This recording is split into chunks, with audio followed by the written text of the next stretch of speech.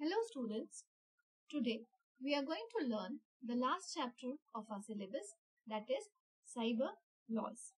Before any kind of internet transactions, the transactions were happening manually. People had to go physically to the office and perform the operations. Slowly the transactions started over the internet.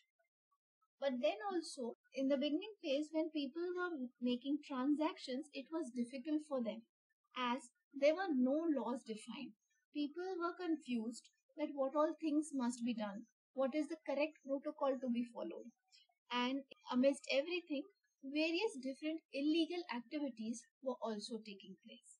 Thus, to put a stop to all the illegal activities and also to have a defined protocol for transactions and any kind of activities on the internet, cyber laws was introduced. And today we are going to learn about cyber laws. Computer is used for storing various kind of data. Now all this data, it can come from various different organizations. It can be a bank, or it can be finance sectors, it can be health, personal properties. Various different sectors can store their data, and all such data is very confidential. Internet is used for transactions, and nowadays internet is used in mostly in all the sectors for the transactions of information. Thus, the data that we have must be secured. Data may be used illegally on internet. There are various people who are using the data and performing various illegal activities. Many people using internet have increased legal issues. More the number of people on the internet, more are the legal issues. Thus, data must be protected from cybercrime. So it is very necessary that all these activities must be stopped and the data should be protected. Ethics must be followed to control cybercrime. So one important thing that we all must do is whenever we are using internet, we must follow the ethics. So now let us see what is the definition of cyber law. Cyber law is area of law that deals with internet's relationship to technology and electronic elements. So this is a part of law which has been defined to deal with the activities which are going on internet, the technologies and also the electronic medium. The electronic medium can be softwares, hardwares or any information system. Cyber law is part of overall legal system that deals with the internet, cyberspace and their respective legal issues. So cyber law is going to address to the legal problems that are happening on the internet or cyberspace. Cyber law covers fairly broad area encompassing several subtopics including freedom of expression, access to and usage of the internet and online privacy. These cyber laws, they also address the issues which are related to freedom of expression. In freedom of expression, people have the right that they can express their thoughts. But when they are expressing certain thoughts, they have to take care that they should not harm anybody's individual sentiments. Access and usage of internet. Now, what all sites or what all different internet space a person can access, all this is also governed by cyber laws. There are some sites which should not be present on the internet and access to these sites is banned. The third category that is included in cyber law is online privacy. Online privacy means an individual has complete right to decide if they want to share certain details or if they want to hide personal details. It is up to a person. If you are sharing certain photos on Facebook or if you are sharing it on Instagram, then it is up to a person that if you want to make it public visible, if you want to make it private, or if you want to share it amongst your friends. So cyber law also deals with online privacy.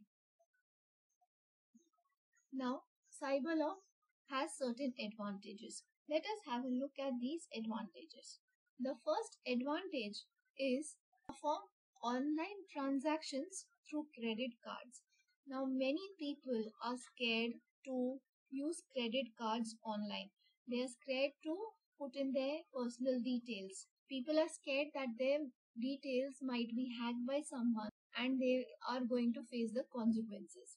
However, cyber law is making various measures. It is taking care that people do not fear of entering their credit card details and the security is maintained. No misuse of any personal information happens on cyberspace. The next one, cyber law, they offer legal framework.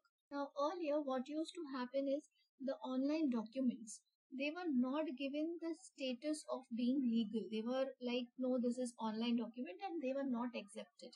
Cyber law is making sure that all the legal documents, even though if they are in soft copy, they should be accepted. So if anybody is making any electronic document or they are having any electronic records, they will be treated same as the physical record. The next advantage is allows to fill online documents. Now online documents, we all are filling various information online. We are filling various documents online.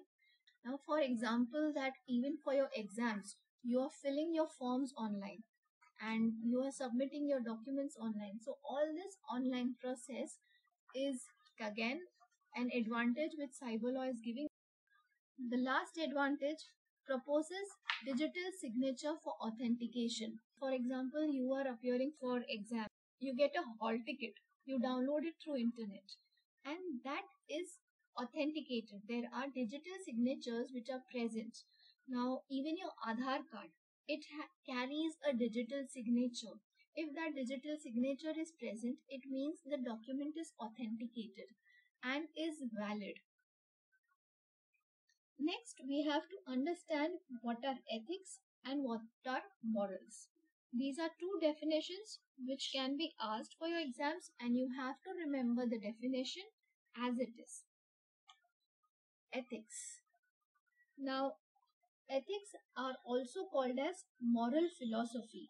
Ethics is a discipline concerned with what is morally good or bad, right or wrong. So it is the determination that a person needs to make, that is it morally good or it is wrong.